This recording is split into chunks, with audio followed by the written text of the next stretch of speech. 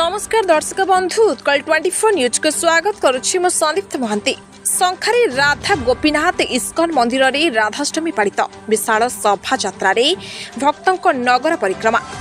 Baleshwar जिलार Bhograi block अंतर्गत शंखारी राधा गोपीनाथ इस्कन मंदिर रे आज राधाष्टमी उत्सव महासमारोह रे पालित हो जायछि।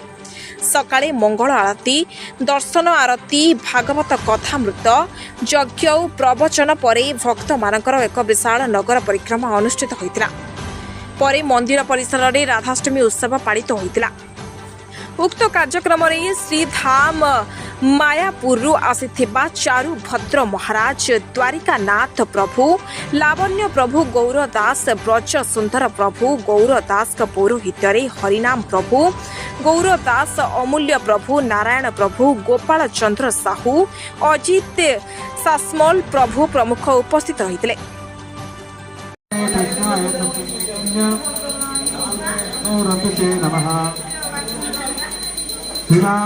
सरसारंभीवं श्रीभगतस्थिता तस्तस्तेन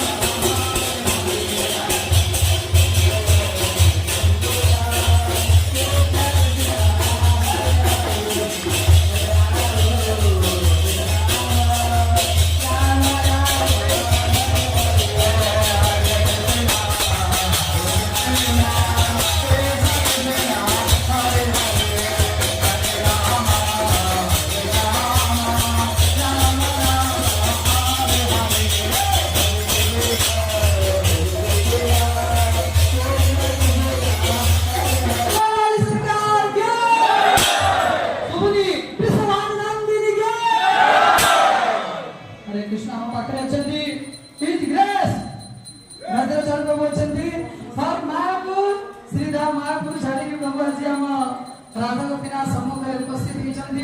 तार अनुरोध करिबा विनम्र निवेदन प्रभु चरण कमले जे आज हमकु राधारानी के आविर्भाव दिवस उपलक्षे राधारानी प्रीति विधान पाई यज्ञ सुंदर भाबरे दिव्य भाबरे अभिषेक आ सुंदर भाबरे मेवा सबटु निगम कल्पतरु गलितम फलम सुखम मुक्तात् मृत द्रव संयुतम। जेमिति जो फल रे टाको न थाए आंबर गुड गुण थाए भितरे टाको थाए तो टाको नदी आंब खाए केमिति लागिवो पूरा टेस्टी सो टेस्टी कोनी कोन आंब हेन सागर आंब आउ टेस्टी हिजिवो। तो ठीक सही बोली आमे जदि सुंदर भक्त मुखर जदि किछ हरि कथा श्रवण करिया माने सुयोग मिलिबो ताले हमरे मानव जीवनटा सार्थक हिजिवो। गॉड सलाम हरि बोल करिवे। हमर सिग्नल किसो जेमिति रेड सिग्नल देले ट्रेन रहि जाए, ग्रीन सिग्नल ट्रेन टा चले तो हम सिग्नल ला कोन वर्तमान रेडियो चली प्रभु प्रभु को चरण को निवेदन करिवि। आज हमें हमर मानव जीवन काहे के में मनुष्य जीवन पाई की कष्ट पाउछु मनुष्य जीवन उद्देश्य तो हमें की बोलिबो काहे के हमें कोन कहिला उचित जीवन रे हमें प्रभु को मुख में श्रवण करिबा। समस्त प्रभु को उद्देश्य करे आपण को श्रवण करिबे। हरे कृष्ण माने पछरे बहुत जगह अछि आपण बसी पारे छिडा नै होउछन्ती आपण मान निवेदन आपण मान एपटे आसी बसत ना। बालेश्वर गीताराणी सास्मल का रिपोर्ट उत्कल 24 न्यूज।